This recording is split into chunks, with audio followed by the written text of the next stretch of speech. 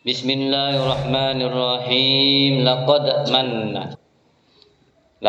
manna yakti teman-teman menganugerahi nikmat sing akeh sapa Allah alal mukminina ing atasi pira-pira wong mukmin. Allah sungguh telah memberi nikmat yang sangat besar terhadap orang-orang mukmin. Berupa apa? Idh ba'atsa fihim, idh ba'atsa ing dalem arekalane mengutus sapa Allah fihim ing dalem mukminin rasulan ing utusan, yaitu Rasulullah. Utusan iku mau min anfusihim, utusan itu tadi min anfusihim saking pira-pira awake mukminin. Sungguh-sungguh Allah telah memberi nikmat besar terhadap orang mukmin, yaitu berupa atau ketika Allah memberi seorang utusan, yaitu Kanjeng Nabi Muhammad. Adapun Kanjeng Nabi Muhammad itu dari golongan mereka, dari golongan kita. Ini karena turun pada saat di Mekah, maka ditujukan kepada orang-orang Arab, ya, orang-orang Quraisy. Jadi maksudnya Allah telah memberi anugerah seorang utusan kepada orang mukmin, yaitu berupa utusan yang dari kalian juga, golongan kalian juga, sejenis dengan kalian, sebangsa dengan kalian, sebahasa dengan kalian, yaitu bahasa Arab. Bukan dari golongan orang lain, bukan dari bangsa lainnya. Ada juga yang mengartikan juga dari manusia, bukan dari malaikat, tapi berupa manusia, supaya sama merasakan seperti manusia. Walaupun Nabi seperti manusia, tapi tidak seperti manusia. Nabi itu manusia, tapi tidak seperti manusia. Muhammadun basyarun la kal basyar, innama huwal yaqutu bainal hajari. Jadi Nabi itu manusia tapi tidak seperti manusia. Bahkan Nabi itu seperti yakut di antara batu. Batu sama-sama batunya, tapi batu pilihan.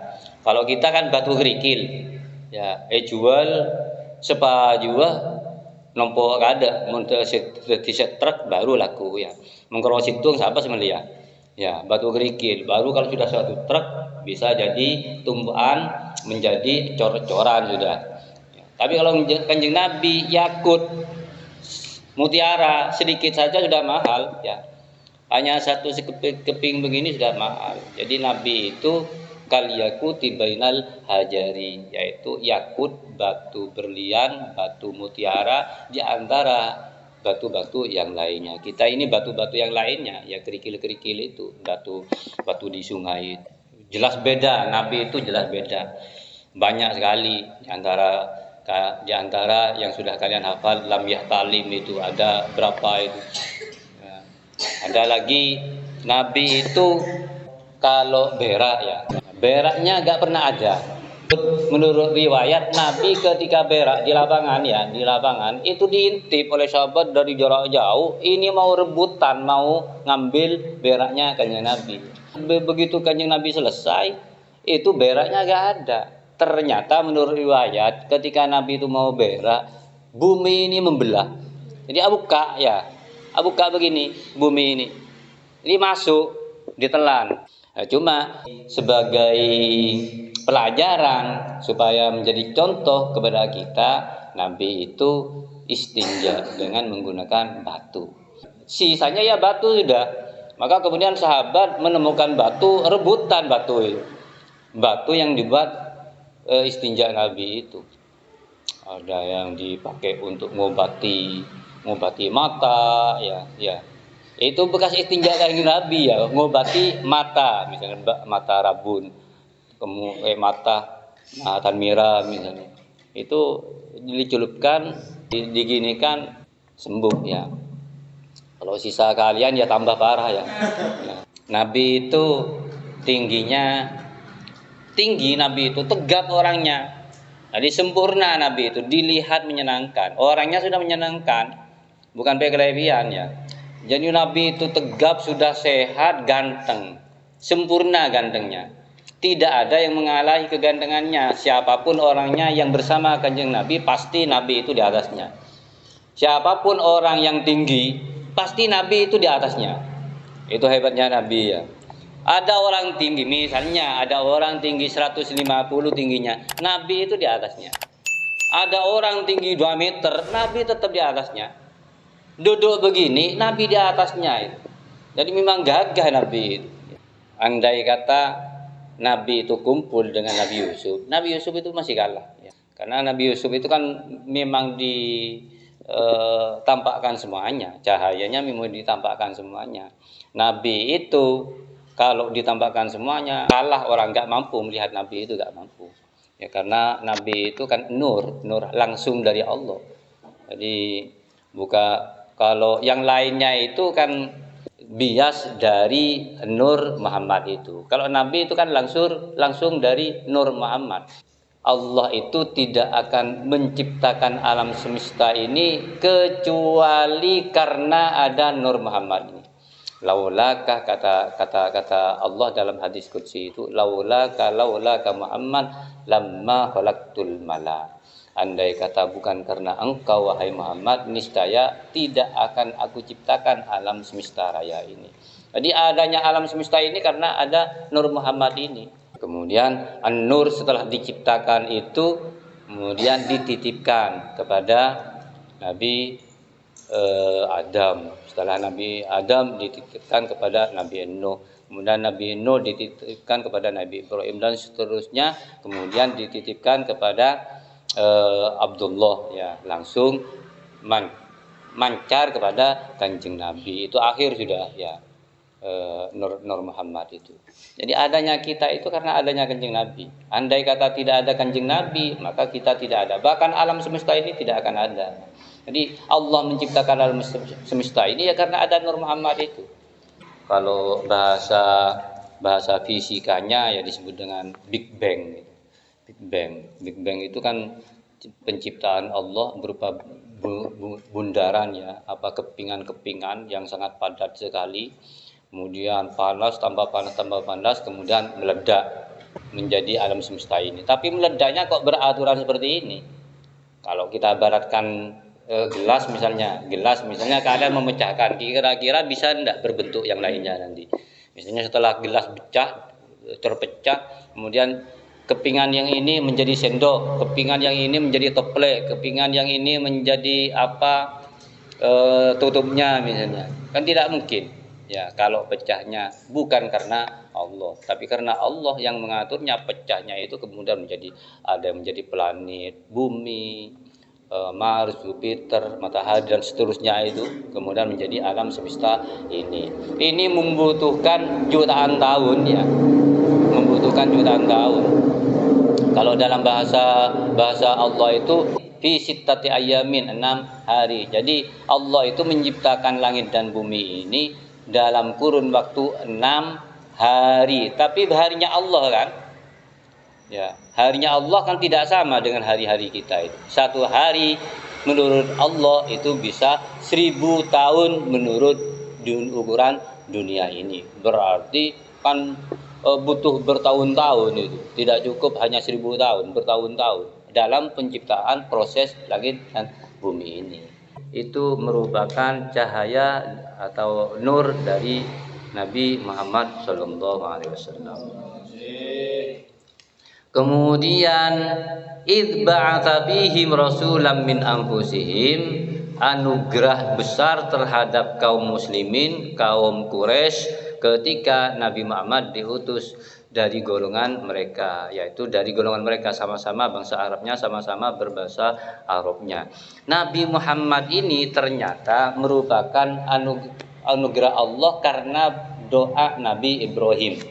Yatlu alaihim ayatina wa yuzakkihim wa yu'allimuhumul kitab. Sama dengan ini. Cuma ini keterusan dari doa Nabi Ibrahim. Jadi Nabi Ibrahim itu berdoa kepada Allah, utuslah dari keturunan kami seorang rasul yang akan membacakan kitab-kitab Allah Subhanahu wa taala dan hikmah, kitab dan hikmah. Sama dengan seperti ini. Nabi Ibrahim itu sebelum Kanjeng Nabi lahir itu berapa tahun? Nabi Ibrahim itu diperkirakan menurut penanggalan itu 2600 sebelum Masehi. Sedangkan 2500 sebelum Masehi. Sedangkan Nabi itu 600 setelah Masehi. Tahun 560 ya. Tahun 560 Kanjeng Nabi itu lahir. Dari Nabi Ibrahim berdoa sampai Kanjeng Nabi itu lahir berapa tahun itu? 3000 ya, sekitar 3000-an lah, 3100 tahun baru Nabi Muhammad itu terlahir. Berarti mau dikabulkannya saja Nabi Ibrahim itu kan butuh lama sekali ya. Artinya apa? Kita itu kalau berdoa jangan keburu-buru kalau ingin doanya diterima dan mendapatkan yang berkualitas ya. Bukan instan ya. Bukan instan. Artinya kalau kita ingin mendapatkan bukan kaya hanya 1 bulan kaya begitu karena instan, nanti habisnya juga instan.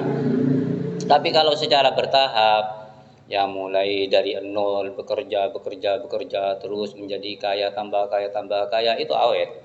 Pesantren juga seperti itu ya. Kalau langsung besar mendadak itu biasanya cepat selesai. Ya, ada kejadian kemarin ya, naudzubillah, semoga kita dijauh dari itu. Pesantren lainnya juga tidak seperti itu ya. Ini ada kejadian pesantren didirikan oleh seseorang kiai yang sekarang ini sudah. Jadi masih ada pendirinya, masih ada. Berarti kan barusan, berarti artinya tidak sampai generasi ke generasi, baru sekarang ini. Kemudian karena cekcok keluarga, jadi seorang kiai itu punya istri 2. Akhirnya anak dari kedua istri itu saling bermusuhan lah, ingin merebut kekuasaan dan sebagainya. Akhirnya saling memfitnah, sama saudaranya saling cekal, saling bermusuhan ya. Akhirnya saling membuka itu sudah masing-masing bu nyainya itu punya pendukung masing-masing, punya pendukung. Bahkan orang tuanya sampai punya thariqat yang besar, banyak jemaahnya itu. Besar sudah pesantrennya. Jadi pesantren dirusak gara-gara anak, gara-gara keluarga agak kompak, anak bejat tidak soleh ya, tidak menjadi anak yang soleh. Rebutan warisan, rebutan ini, rebutan kekuasaan, ingin menampakkan kejayaannya, ingin menampakkan anak seorang kiai, akhirnya menjadi seperti itu. Karena kuatnya pesantren itu. Setelah ditelusuri itu ternyata pendiri pesantren itu ya punya thariqah ya, orangnya ya khusyuk biasa-biasa penampilannya, cuma kurang silsilahnya ke atas ke gurunya itu tidak ada ya. Jadi kurang baik hubungannya dengan guru, kemudian kurang adab kepada guru, akhirnya seperti ini. Tidak sampai lama ya. Jadi kalau tidak nyambung kepada guru itu tidak lama ya. Yang lama-lama ini karena nyambung ke guru. Jadi gurunya siapa, dari ini gurunya siapa, terus nyambung gurunya kepada Rasulullah SAW. Yatslu kang membaca sapa Rasul alaihim ingatasi mukminin. Jadi tugas Nabi itu membaca ayat ya, alaihim ayatihi ing piro-piro ayati ayatihi mufrad ayatihi ing ayati Allah, ayatihi ing piro-piro ayati Allah. Jadi tugas Nabi itu membaca ayat-ayat Allah. Karena ulama itu pewaris Nabi, sebagai ulama harus membaca ayat-ayat Allah, yaitu ngajar ya. Yu'allimuhum, mengajar kitab, mengajar Al-Qur'an, itu tugas ulama. Adapun yang lainnya itu sampingan. Sampingan jangan sampai mengalahkan yang utama. Ya, kalau sekiranya sampingan itu mengalahkan yang utama, buang yang sampingan itu. Jadi tugas yang paling utama seorang ulama itu membaca kitab-kitab Allah sebagai pewaris Kanjeng Nabi Muhammad sallallahu alaihi wasallam. Wa yuzakkihim, wa yuzakki lan membersihkan atau menyucikan sapa Rasul him ing mukminin. Jadi membersihkan dosa-dosanya. Wa yu'allimuhum. Wa yu'allim. Kalau tadi membacakan ayat-ayat Allah. Dan sekarang tugas nabi, tugas ulama, wa yu'allimuhum, mengajar. Wa yu'allimu lan mengajar sapa rasuluhum ing mukminin alkitab ing kitab, yaitu Al-Qur'an. Wal hikmah lan ilmu hikmah. Ilmu hikmah ini ilmu yang bisa diamalkan ya. Kalau kita beramal berdasarkan ilmu, kalau kita berilmu sekiranya diamalkan, itu namanya ilmu yang ilmu yang amaliyah, ilmu yang diamalkan. Atau amal yang ilmiah, kita beramal harus berdasarkan ilmu. Kadang kan ada cuma sekedar beramal tapi tidak punya ilmu. Kita harus punya ilmu untuk beramal, dan kita beramal harus berdasarkan ilmu. Ya. Karena orang yang beribadah tanpa dengan ilmu itu justru besok akan diadab oleh Allah sebelum penyembah berhala diadab oleh Allah. Mu'adzabun min qabli ubadil wasan. Jadi apalagi orang berilmu kemudian tidak mengamalkan ilmunya. Orang yang abid saja beribadah tanpa berdasarkan ilmu, maka besok ancamannya luar biasa. Lebih besar juga orang yang berilmu tapi tidak mengamalkan ilmunya. Ya. Fa'alimun bi'ilmihi lam ya'malan mu'adzabun min qabli ubadil wasan. Siapa orang alim dengan keilmuannya tapi tidak mengamalkan ilmunya, maka akan disiksa besok di hari kiamat sebelum penyembah berhala itu disiksa oleh Allah Subhanahu wa taala. Begitu juga orang yang ibadah tanpa berdasarkan ilmu, maka tidak akan diterima. Kalian duduk seperti ini 1 jam, gak usah 1 jam, sesaat, bahasanya saatin. Jadi mencari ilmu duduk 1 saat itu lebih baik dari beribadah 1000 tahun. Karena ada orang ibadah di masjid yang 1000 tahun, itu masih kalah dengan kalian yang duduk yang 1 jam seperti ini, masih kalah pahalanya, manfaatnya. Kenapa? Karena orang yang beribadah di masjid itu hanya untuk kepentingan dirinya, hanya untuk memperbaiki dirinya. Tapi kalau ilmu seperti ini, kalian bermanfaat untuk orang lain, bisa ditularkan kepada orang lain, bisa menyinari masyarakat, ya, bisa memberi pencerahan kepada masyarakat. Itu bedanya orang yang berilmu dengan orang yang tidak berilmu. Wa yu'allimuhumul kitab wa yuzakkihim wa yu'allimul kitab wal hikmah wa in kanu min qablu la fi dhalalin mubin. Wa in kanu lan senajan ono sapa mukminin, wa in kanu lan senajan ono sapa mukminin min qablu saking sadurunge kedatangan nabi, kedatangan rasul, min qablu saking sadurunge rasul iku la fi dhalalin mubin, niscaya ing dalem kesesatan yang nyata. Wallahu a'lam. Bismillahirrahmanirrahim. Wa alaika lan wajib ing atase sira idza asda ing dalam arekalani berbuat ilaika maring sira sapa muslimun wong muslim ma'rufan ing kebaikan, apabila ada seseorang berbuat baik kepada kalian biqabulihi kelawan nerimu ma'ruf minhu sangkeng muslim. Hendaknya kita selalu menerima kebaikan dari seseorang apabila seseorang itu berbuat baik kepada kita. Di samping menerima wa syukrihi lan mensyukuri muslim. Terima kasih, ucapkan terima kasih kepada orang yang berbuat baik kepada kita. Mukafatihi lan ulihi membalasi man alaihi ingatasi muslim, alaihi ingatasi muslim. Kalau ada temannya berbuat baik kepada kita, hendaknya kita menerima dan ucapkan terima kasih, dan perlu membalas kebaikannya. Kalau kita tidak mampu membalas lebih, minimal sama balasannya, sama dengan assalamualaikum itu. Kata Al-Qur'an, wa idza qayyitum bi tahiyyatin fahayyu bi ahsana minha aw rudduha.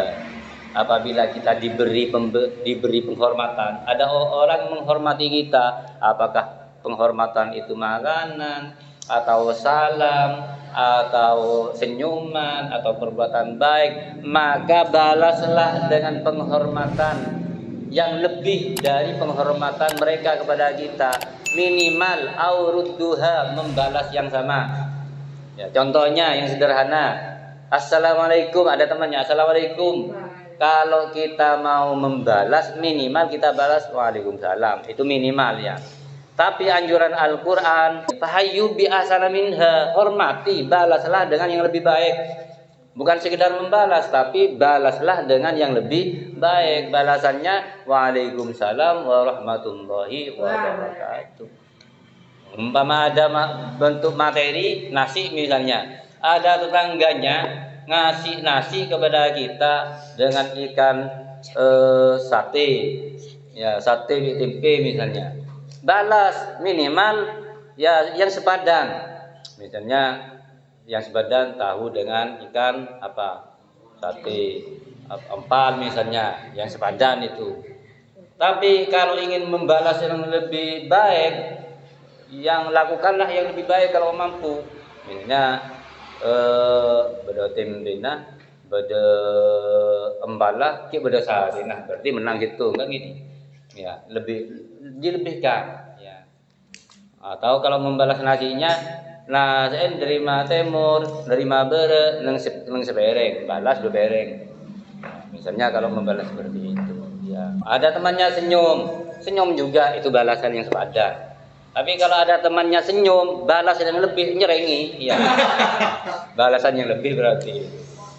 Yang penting menyenangkan, yang artinya kalau temannya menyenangkan kita, lebihkanlah cara kita menyenangkan temannya itu. Fa illam takdir muka lamun ora mampu sapa sira. Fa illam takdir muka lamun ora mampu sapa sira alaiha ing atase mukafaah. Au kana utawa ana sapa wong iku miman saking wong tuah isuhu enggan ing man apa al mukafaatu membalas fa alaika muka wajib ing atase sira bidu'a iklawan berdoa laku katui man. Ada orang memberi kita tidak mampu membalas yang sesama, minimal kita berdoakan.